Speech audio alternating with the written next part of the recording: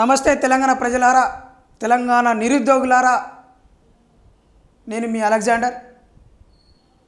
ఈరోజు మనం మాట్లాడుకోబోయే అంశం తెలంగాణ నిరుద్యోగుల భవిష్యత్తుకు సంబంధించిన అంశం. తెలంగాణ సంపదని, తెలంగాణ ఇన్స్టిట్యూట్స్ని, తెలంగాణ కోచింగ్ సెంటర్లని అణచివేస్తూ దోపిడీ చేస్తున్న అంశం. గ్రూప్ 1 కావచ్చు, 2 కావచ్చు, 3 కావచ్చు, సివిల్స్ కావచ్చు, ఈ అన్ని కోచింగ్ సెంటర్లని అశోక్ నగర్ కేంద్రంగా ఆంధ్ర పెట్టుబడిదారు వర్గాలు, ఆంధ్ర కోచింగ్ సెంటర్లు తెలంగాణ యువతని, తెలంగాణ నిరుద్యోగ యువతని పీల్చి పిప్పి చేస్తూ ఉన్నారు ఫీజుల పేరుతోటి. పల్లెటూర్ల నుండి వచ్చే పేద పిల్లలు, ఆకలికి అలమటించే పిల్లలు కంట్రోల్ బియ్యం, కారం పొడి, మామిడికాయ పచ్చడి మూట కట్టుకొని చిక్కడపల్లి లైబ్రరీలోనో, ఆర్ట్స్ కాలేజీలోనో, అదేవిధంగా అశోక్ నగర్ కేంద్రంగా, దిల్సుఖ్ నగర్ కేంద్రంగా రూమ్ రెంట్లకుంటూ, నాన్ బార్డర్స్కుంటూ గత 10-13 సంవత్సరాల నుండి ఒక ఆఫీసర్ కావాలని, ఒక గ్రూప్ 1 ఆఫీసర్ కావాలని, ఒక ఆర్టీఓ కావాలని, ఒక డిప్యూటీ కలెక్టర్ కావాలని, అదేవిధంగా గ్రూప్ 2 ఆఫీసర్సు ఎంఆర్ఓ కావాలని వాళ్ళ ప్రాణాలను పణంగా పెట్టి, వాళ్ళ కుటుంబాలను దూరంగా ఉంచుతూ, ఏజ్ ఎక్కువ అవుతున్నా, వాళ్ళకు బట్టతల వస్తున్నా, నిత్యం ఆకలితో అలమటిస్తూ నిద్రాహారాలు మాని కోచింగ్ సెంటర్లో లక్షల కొద్దీ ఫీజులు కట్టవలసి వస్తుంది. మరి ప్రత్యేకంగా అశోక్ నగర్ కేంద్రంగా వేల కోట్లు సంపాదిస్తూ ఉన్నారు కోచింగ్ సెంటర్స్ అని గౌరవనీయులు తెలంగాణ రాష్ట్ర ముఖ్యమంత్రి గారు గత నెల రోజుల క్రితం అసెంబ్లీ కేంద్రంగానే మాట్లాడారు. ఆ మాటలను ఎవరిని ఉద్దేశించి, మరి నిజంగా ఎవరు వేల కోట్లు దోస్తున్నారు? తెలంగాణకు సంబంధించిన కోచింగ్ సెంటర్లా, ఆంధ్రాకు సంబంధించిన కోచింగ్ సెంటర్లా? నీళ్లు, నిధులు, నియామకాల పేరుతోటి తొలి దశ తెలంగాణ ఉద్యమంలో 1969లో 360కి పైగా ప్రాణాలు అర్పించారు తెలంగాణ ప్రజలు, తెలంగాణ అమరవీరులు, ప్రత్యేకంగా తెలంగాణ విద్యార్థి నాయకులు. మలిదశ తెలంగాణ పోరాటంలో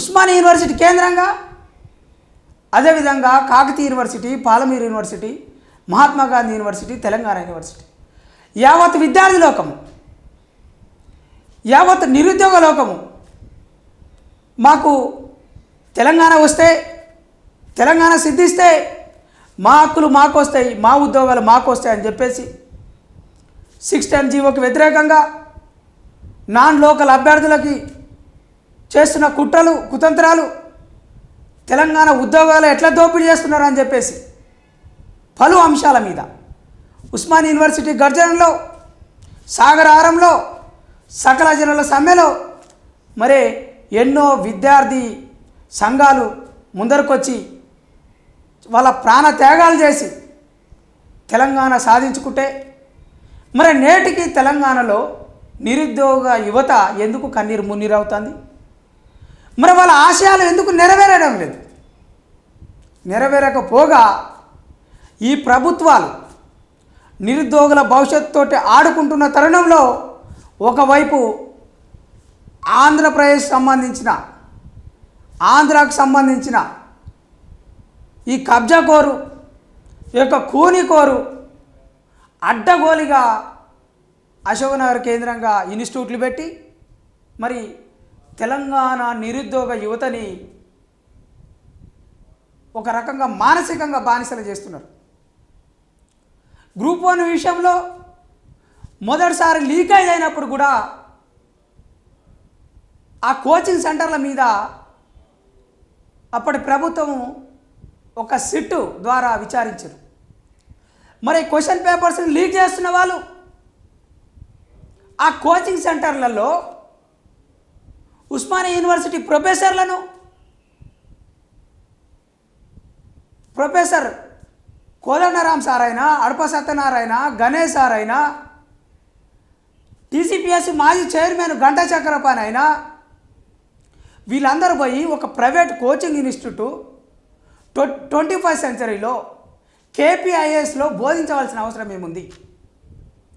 private institutions, private coaching centres Telangana నిరుద్యోగ యువత రక్తం తాగుతూ ఉంటే, మరి ఆంధ్రాకు సంబంధించిన ఈ కోచింగ్ సెంటర్లు తెలంగాణ మేధావులని, ప్రొఫెసర్లని అడ్డం పెట్టుకొని వేల కొద్దీ, వందల కొద్దీ, కోట్ల కొద్దీ వీళ్ళు డబ్బులు సంపాదిస్తారు. మరి ఈ విధంగా నిరుద్యోగుల రక్తం తాగుతూ ఉంటే ఈ మేధావులు వాళ్ళకి ఎందుకు సపోర్ట్ చేస్తూ ఉన్నారు?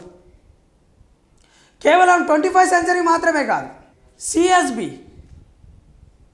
CSB Balalatha మేడంది.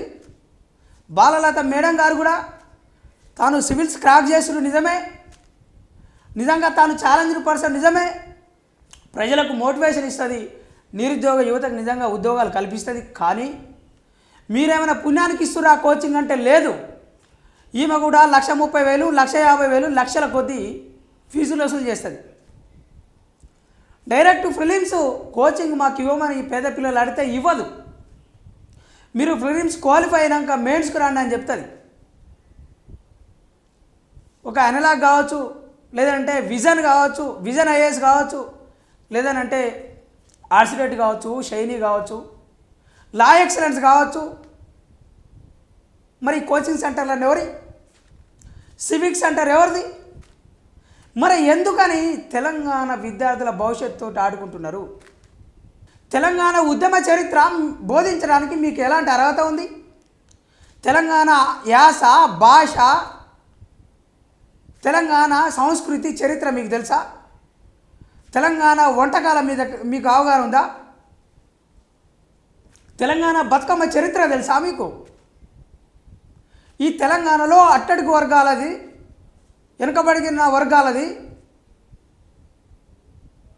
SC, ST, BC, minority వర్గాలకు సంబంధించిన చరిత్ర తెలుసా మీకు?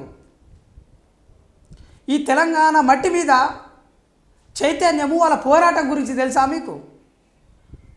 కేవలం పుస్తకాలని కాపీకొట్టి అందులో ఇన్ఫర్మేషన్ తీసుకొని మీరు తూతూ మంత్రంగా చెప్తా ఉన్నారు. అదే తెలంగాణకు సంబంధించిన ప్రొఫెసర్లని అడ్డుకి పావుషారు కొని మీ కోచింగ్ సెంటర్లలో చెప్పించే ప్రయత్నం చేస్తూ ఉన్నారు. ఈ ప్రైవేటు కోచింగ్ సెంటర్సు, ఈ ఆంధ్ర కోచింగ్ సెంటర్సు, ఈ దోపిడీ కుట్రపూరితమైన కోచింగ్ సెంటర్సు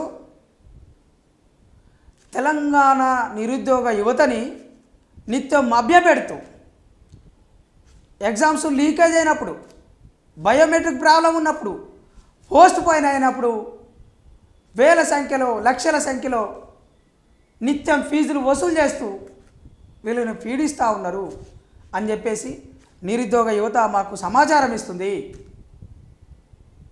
గ్రూప్ 1 మెయిన్స్కి ప్రిలిమ్స్ కాకుండా డబ్బులు కట్టిన వాళ్ళని వాళ్ళు మళ్ళీ తిరిగి అడిగితే ఇవ్వకుండా, ఒక్కసారి మీరు ఎంటర్ అయితే, ఒక్కసారి మీ అప్లికేషన్ ఫిల్ చేస్తే మీకు రీఫండ్ చేయడానికి లేదు అని చెప్పేసి చెప్తా ఉన్నారు. తెలంగాణ నిరుద్యోగ యువత వాళ్ళ భూములు అమ్ముకొని, వాళ్ళ ఇంటికాడ ఆస్తులు పాస్తులు అమ్ముకొని, వాళ్ళ చిన్న చిత్కా ఏమన్నా పశువులు ఉంటే కూడా అవి కూడా అమ్ముకొని ఆ లక్షల కొద్ది ఫీజులు మీ ఇన్స్టిట్యూట్లలో దారపోస్తే మీరు ఏ విషయం తేల్చకుండా గ్రూప్ 1 విషయంలో 10ల సంఖ్యలో కేసులు పడి ఉన్నాయి. హైకోర్టులో సుమారు 14 కేసులు పడి ఉన్నాయి.